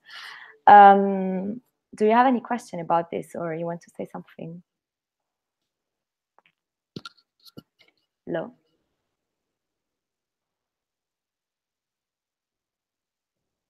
I can't really hear, so I will just go on. No, from my side. Okay, cool. Then I will have it bigger again. So some copyright historical hints. It won't surprise you if one day you will read on the news that a new copyright provision for artificial intelligence machines, which recognize completely the ownership and the authorship of the works created by these machines. So it won't surprise us if such a provision will come from the UK. So it will be most probable that you will see such a provision to be raised in the UK, rather, for example, in France or in Italy. I'm talking from a European perspective. I won't go through the US. And that I'm going to tell you why. The reason why is that the first copyright law has been enacted in the UK. And the historical process which brought the enactment of this law, which is the Statute of Anne, is in some way well connected with the process we are analyzing. So the collective intelligence tools, because it's well connected to the press revolution. Once Caxton in 1476 introduced printing press in the UK, the monarchy was forced to realize that this technology might be used to spread undesirable ideas. And what happened is that the Crown granted a leather patent, which secured to itself, so to the Crown, the exclusive right to print certain official documents, such as proclamation and statutes. Afterwards, this leather patent was also used for the book trade as such. So when in 1520s Lutheran books were introduced in the UK, they were seen as a threat from the Crown, and which wanted to set up a system with which they could supervise the book trade. What they did is that they set up they gave to the Privy Council, which is a part of the governmental organs of the UK, to forbade the printing of books which were considered against the faith and the beliefs of the country. So there was not a freedom of expression, but every publication had to go through the decision of this Privy Council. What happened next, and I'm just gonna be quicker, is that afterwards they needed to delegate this power, which was internal in the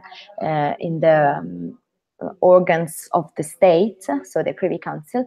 They needed to delegate it to an external agency, because of course the number of books which have been published was increasing, and they needed to they needed someone else to do it for them. And so they granted this the right to grant the patent for the diffusion of books and the printing of books to a so-called stationers company. And this through a charter which allowed printers, booksellers, and bookbinders to form a guild of traders by which the book trade was regulated. And so every work could only be published by a member of the stationery company, which created a monopoly in the book trade. So that's exactly what a copyright legal framework would aim for. And in 1710,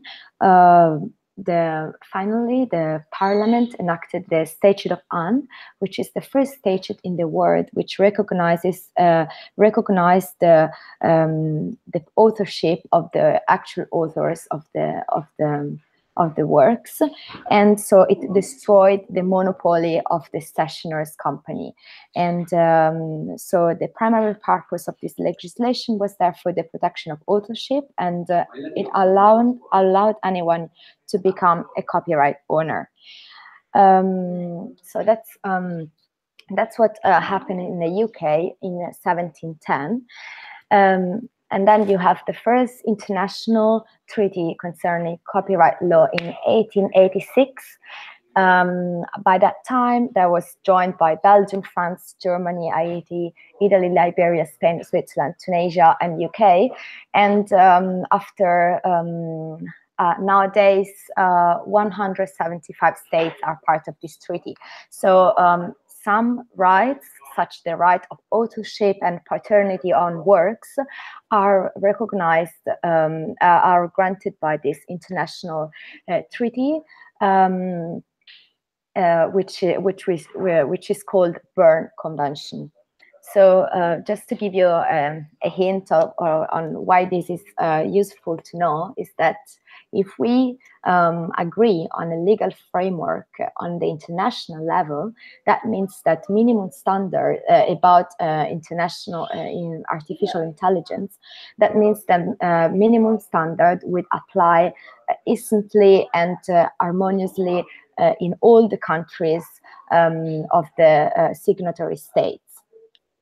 And then, which means that if through these artificial intelligence machines, we provide for collective intelligence content, it means that the same protection for the content and for the authors of this content is provided basically all over the world. That would be, on my opinion, a great revolution. So let's just now focus on core aspects of copyright law. So copyright law is aimed at the protection of the works, of works generally, which every state regulates differently which kind of works should be protected. Of course, there is an international uniformation which provides that musical, literary, and artistic works should be protected. So every work which is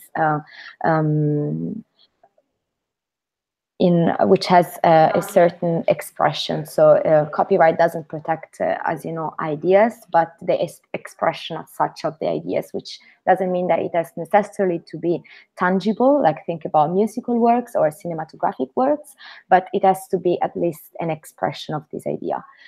In order to, the most important point, is to qualify before who is the author of this works.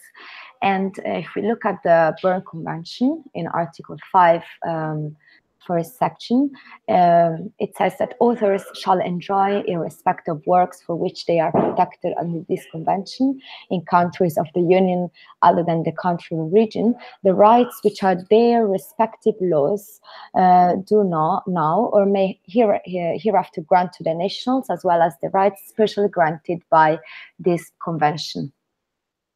But the Berne Convention does not provide a definition of an author, so it doesn't explicitly say whether the author is considered to be only a human entity, or also, as in the case of our interest, an artificial or an electronical entity. One of the most important scholars in copyright law, Stewart, affirms that since author is not defined in the Berne Convention, the law of the state where protection is claimed decides who is an author. So this, if we would agree with his idea, that means that the legal framework we would like to reach on an international level could only be possible amending the Berne Convention, since according to Stewart, the meaning of author is completely delegated to the decision of the states. On this point, it is important to make a conceptual distinction between authorship and ownership of rights. Normally, authorship implies the ownership of rights in the work, but there is some instances where this is not absolutely obvious, and I invite you to think about the case when the employer commissions the employee to invent or to realize a certain work. In some jurisdiction, in this case, the employee keeps being the author of the work, and the employer is the owner of the work. So the one who has the right to exploit economically the work.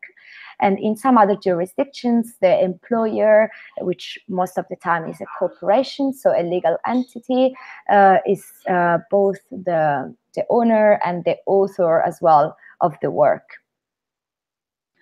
On this point, on this struggle on whether the Berne Convention recognize or the authorship also to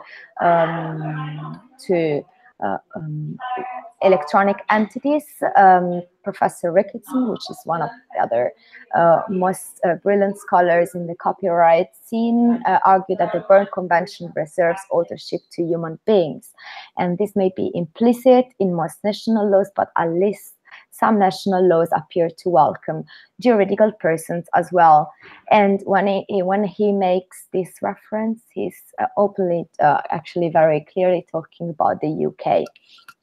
In fact, in the UK, you have two different parts of the ninth section dealing with the authorship. The section 9, paragraph 1, which says that author in relation to a work means the person who creates it, and section 9, paragraph 3, which says that author of a computer-generated work shall be taken to be the person by whom the arrangements necessary for the creation of the work are undertaken. So this is one of the provisions in all legal acts in the world concerning copyright, which at the most could solve and interpret our topic for today. So the authorship of machines equipped by artificial intelligence. Since we could consider these machines, the work created by these machines as computer-generated work, so falling into the provision of section 9, paragraph 3 of the UK Copyright and Patent Act. on this point, still it's not clear whether they consider author of the computer-generated work the owner of the computer, the creator of the computer, or the person who actually set up the computer. On this, Professor Ginsburg, scholar, comments saying that in the case of a computer-generated work, the most direct creator is neither human nor a juridical person, but a machine. As machine cannot be right owners, the drafters of the UK law apparently perceived the need to identify an appropriate right-owning entity, and they design either a human actor, a juridical person, or a corporation, depending on the circumstances. So apparently, we would be quite have a quite big and wide open area to interpret according to our needs the UK provision, and eventually state that the works or the statements of collective intelligence created by a machine equipped with artificial intelligence are the author of those is the person who, for instance, who set up the machine and provided for the algorithm and the functioning of it.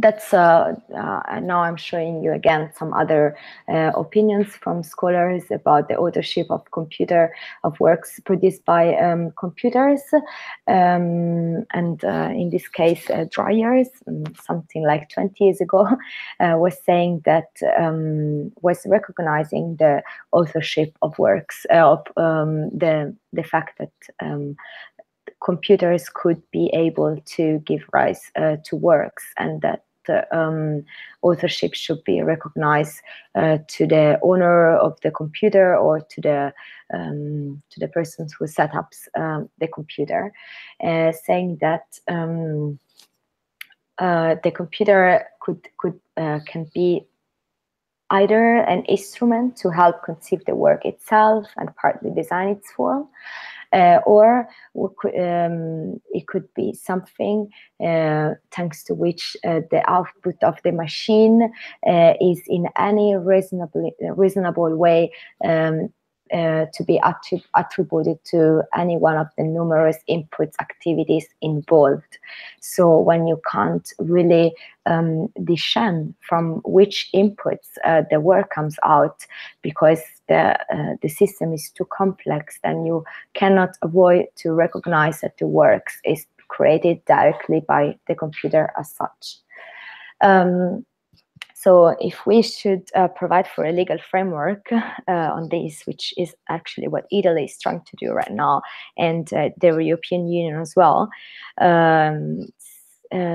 two main approaches are to be considered. The first one, according to which owner of all rights and intellectual work is the author of the work. And the second one is that the author is to be considered with the precise reference to the concept of intellectual work, and so it has to be a human being. So because when you say that the copyright protects intellectual works, you can't actually theoretically not avoid to consider the adjective intellectual, which is per se only attributable to human being. Of course, I would join the first approach. And joining the first approach, so recognizing that a work can be created from machines as well, then the second step, one of them, which is one of the most debatable issues, is who should have the right to exploit economically the work. So if we think about some great outcomes which come of collective intelligence, which come from a machine equipped with artificial intelligence. In this case, it can be very struggled. Which party, which entity should make the most out of it and be attributed the economic rights on the works. You have three main options to choose with. The first one, according to which the owner of the economic right on the work is the creator of the machine equipped with IA intelligence. The second one is according to which the owner of the economic right on the work is the subject, is the entity who in some way set the functions of the machine itself so that this could create the work. And thirdly, the owner of the economic rights on the work is the subject or entity who is the owner of the machine, independently of whom set it, initiated its economic exploitation.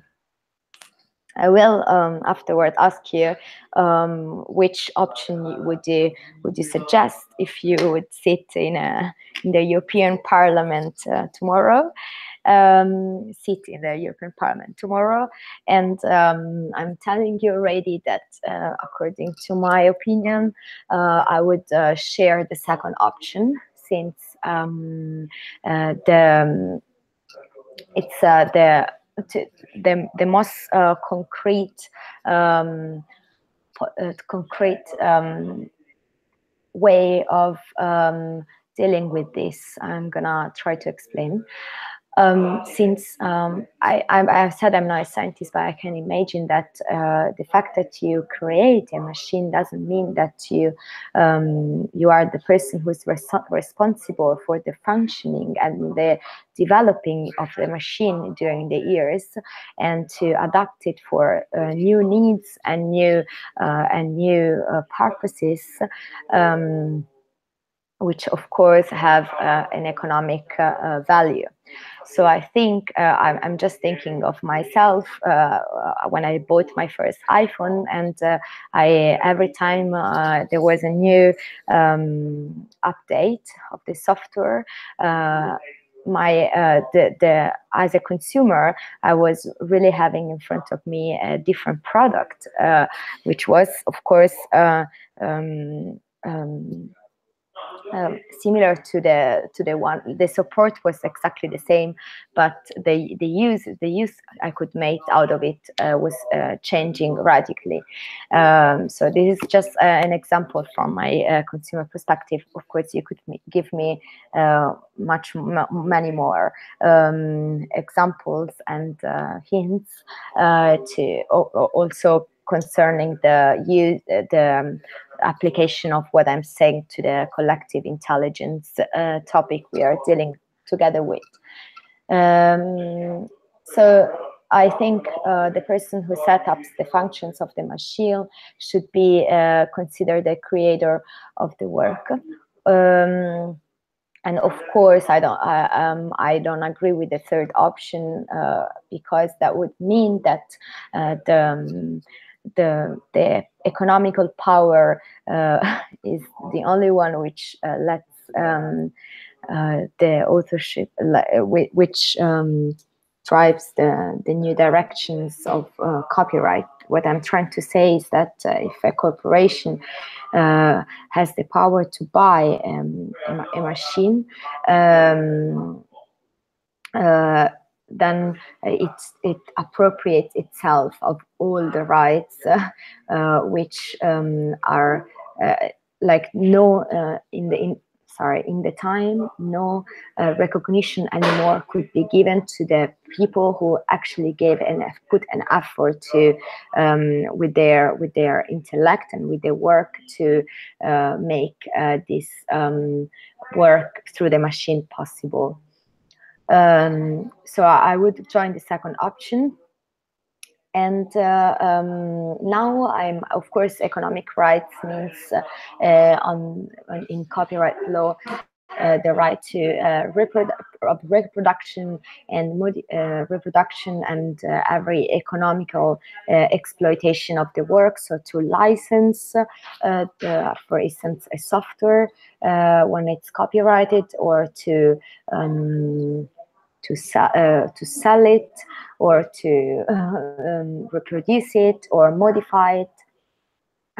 So it's of course, if we think of works created by machines equipped with artificial intelligence, the economic rights deriving from the exploitation are quite consistent. Some on the Berne Convention also recognized moral rights to the author, and here it's the hardest part, because it's quite absurd to recognize moral rights, so which are given because they are the expression of the spirit and of the personality of a person, normally to a machine. And these are provided in Article 6 bis. So remember, because it's said in the Berne Convention, that means that this article is a minimum standard which applies in all the countries signatory which signed this convention. And it says that independently of the author's economic rights, and even after the transfer of the said rights, the author shall have the right to claim ownership of the work and to object to any distortion, mutilation, or other modification of or other derogatory action in relation to the said work which would be prejudicial to his honor or reputation. On this point, I'm inviting you not to give up with the possibility to recognize moral rights, these moral rights, which are basically the right of paternity and integrity of the work from scratch, and not to give up from at the first try. Why? Because let's go back to our case. If I think of an artificial intelligence, a machine equipped with an artificial intelligence, which creates, which gives rise to very revolutionary or important outcomes to be interpreted as the result of a collective need and of a collective need. So the result of collective intelligence. I would actually fight to avoid and not let these people to and don't let other people to distort and mutilate and modify this outcome. The fact that it's not the direct expression of my spirit and my personality doesn't mean that that it needs to be protected in its integrity, because it's a conquest which has been made, we could say, by humanity or by a certain community. On this, I'm just giving you now some hints about the European Parliament's resolution of 16 February 2017 to the Commission on civil law rules on robotics. So this is a topic which is been, as I told you, discussed pretty much in Brussels, and if they find a compromise for a new directive concerning civil law rules on robotics, that means that at least on the European level there will be a harmonization concerning copyright of computer-created works. The European Parliament dealt especially also with the topic of the responsibility to third-party claimants. So that's the case in which a work has been copied, in which, for instance, the work of a computer created, the work created by a computer or an artificial intelligence machine is copied some other works which are protected by copyright as well. So usually who's responsible for this is the person who copied the work. But when you have also other intermediaries, such as the publisher or any other person who has been active in the chain of production of the plagiarist work, everybody should be held responsible. And in this, the European Parliament on this point suggested that under the current legal framework, robots cannot be held liable per se for facts or omissions that could cause damage to third parties. Whereas the existing rules on liability cover cases where the cause of the robot's act or omission can be traced back to a specific human agent, such as the manufacturer, the operator, the owner of the user, and where that agent could have foreseen and avoided the robot's harmful behavior. Whereas in addiction, manufacturers, operators, owners, or users could be held strictly liable for acts or omissions of a robot. So that's the suggestion which is being given. Basically, that of course the robot can't be held responsible for these acts, but the manufacturer, operators, or owners or users, so everybody in the chain which brought to life the work could be held strictly liable for the acts or omissions of a robot. And also, on this point, it's been suggested to adopt a risk-based responsibility system, which means that we have to take into account the negligence of the user, of the person who sets up the machine, and calculate the damage towards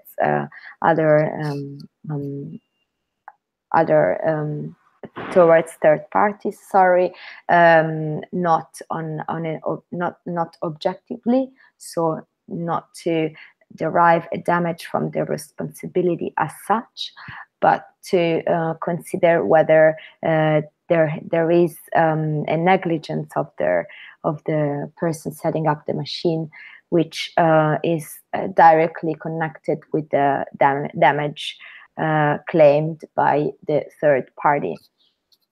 And finally, I'm just inviting you to, and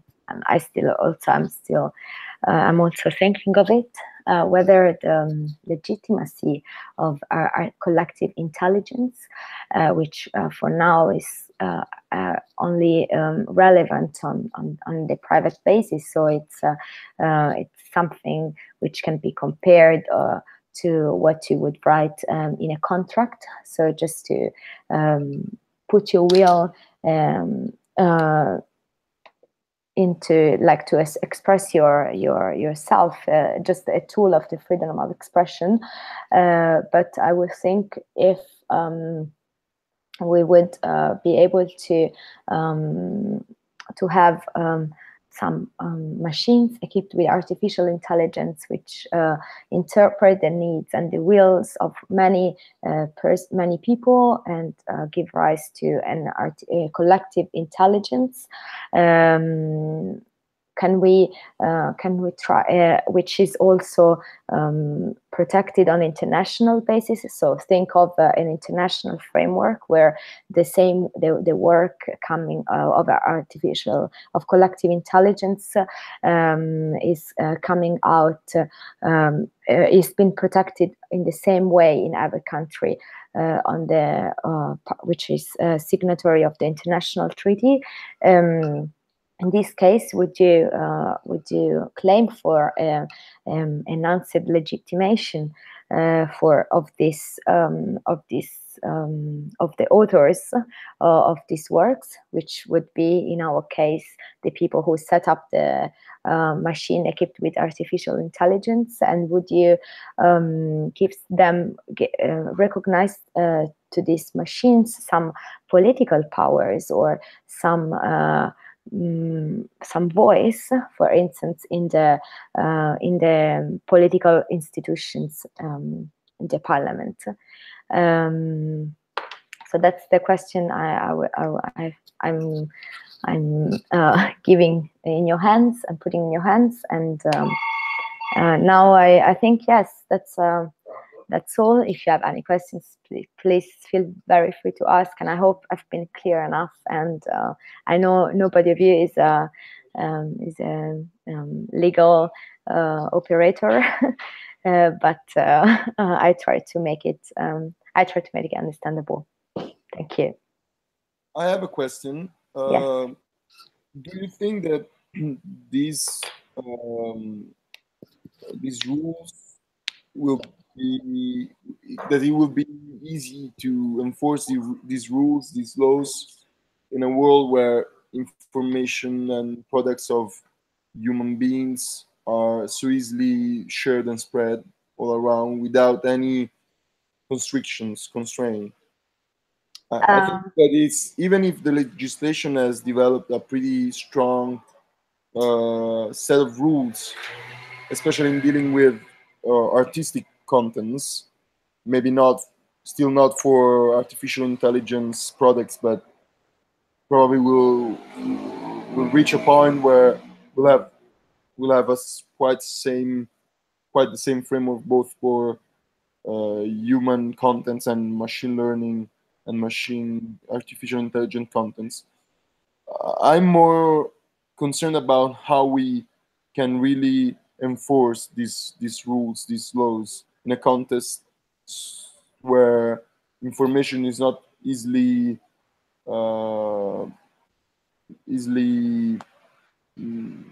Yeah, okay, I know what you mean. But are you talking about also informations created by human beings? So a person who creates something and upload it in the internet, and then this has been shared by everybody, basically? Are you talking about this this situation? Actually, I think they are related. I mean, in general, if there is a problem at the legislative level, but there's also a problem at the executive level. I mean, how can we really, even if there were laws that clearly state who's responsible and who's the author of an artificial intelligence product? Okay. How can we really enforce these laws? Isn't it increasingly hard or not, in your opinion? Actually, the owner of the rights have make lots of controls and lots of researches, which are also very expensive for them, to individuate every violation which has been made. So it's in their interest. Of course, the enforcement doesn't only happen thanks to the jurisdictional and administrative authorities, but it's also it's also relies through the activity of the lawyers and of the operators of who owns these rights. And I can directly tell you this because I'm working in a law firm which is acting in the copyright sector. And also there is administrative tool, for instance, in Italy, the agency for the competition and for the control of competition and consumer rights, has a website where everybody can everyone who thinks that his copyrights have been violated paste the link of the page where the content has been published, and then controls will be made by the authority. And this is a very easy solution for the enforcement, because you will avoid all the expenses you have when you when you want to enter a legal proceeding, and which is also in Italy very long and complicated in terms of times and economical investment you have to make for it. And I would think that I'm sure a machine equipped with artificial intelligence, it's quite a hard and expensive goal for a corporation. So if they would manage to make one which is also able to give rise to collective intelligence content, they will make everything which is for them possible to make sure that nobody is using unlawfully their works. That's very what. much. Yeah, you're welcome. Pietro, we can't hear you. We can't hear you. Pietro, we can't hear you. Okay, no, I was just saying that due to time constraints, that we probably have to close it now, even though I think it would be interesting to have exactly a discussion about how can we actually enforce all these rules at the like from the national level, and all the problem of the global internet, which is something I'm very interested into because it's something I dealt with. And Agnese, if you're interested, are you familiar with the Internet and Jurisdiction Policy Network by any chance? In some way, yes. Like you don't have to think about the international enforcement, but you have to think that you have to look at where the server is located, and then the country where the server is located is responsible to deal with the violations when a party, So even if there is maybe this is something I should have explained before, even if you have an harmonization, then that only means that national laws have to comply with the international treaty. But then everything which comes after is controlled on the international level. And also if the same thing on the European level. Of course, in the European level, there is many authorities which can, like the Commission, act directly, but still that the local administrations do the most. Well, thank you for your comment, for your presentation. I think it's going to be very useful also to go back through your slides later on. And thank you for being here today. I think it was a very interesting discussion we had. We moved from one topic to the other, but you all did a very interesting job, and thank you again, and hopefully we'll see each other next week. I don't remember exactly who's on the line, but we're going to send you an email with all the details. And wish you a very nice weekend. Thank you. Thank you. Thank you very much. Thank you all. Ciao. Ciao.